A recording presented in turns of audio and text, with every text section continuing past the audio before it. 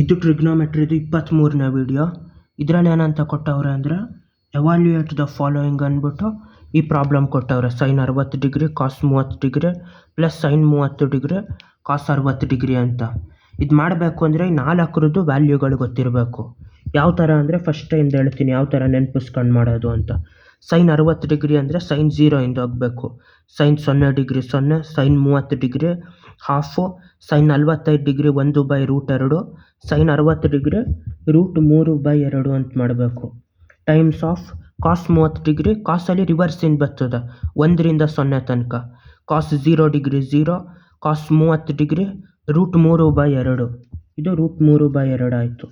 Plus ಇದಷ್ಟಾಯಿತು sine 30 degree ಅಂದರೆ.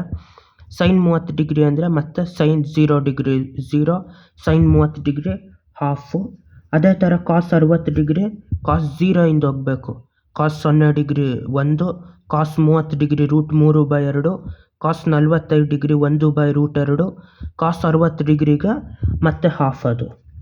ಇವಾಗ ಇದನ್ನು ಕೂಡಿದ್ರೆ ಎಷ್ಟಾಯ್ತದೆ ಇಲ್ಲಿ √3/2 ಟೈಮ್ಸ್ ಆಫ್ √3/2. ಡಿವೈಡ್ ಮಾಡೋಕ್ಕಾಗೋದಿಲ್ಲ. √3 ಕೂಡಿದಾಗ √3 ಸ್ಕ್ವೇರ್ ಆಗಿ ಇದು 2 ಟೈಮ್ಸ್ ಆಫ್ 2 4 ಆಯ್ತದೆ. ಅಲ್ಲಿ 1 ಓನ್ಲಿ 1, 2 2 4, ಸ್ಕ್ವೇರ್ ರೂಟ್ ಆದಮೇಲೆ 3/4 ಪ್ಲಸ್ 1/4 ಆಯ್ತದೆ. ಇದು 3/4 ಪ್ಲಸ್ 1/4 ಅಂದರೆ ಅದು ಟೋಟಲ್ ಆಗಿ 1. ಅಲ್ಲಿಗೆ ಈ ಪ್ರಾಬ್ಲಮ್ದು ಪೂರ್ತಿ ಉತ್ತರ 1 ಅಷ್ಟೇ. ಬಾಯ್.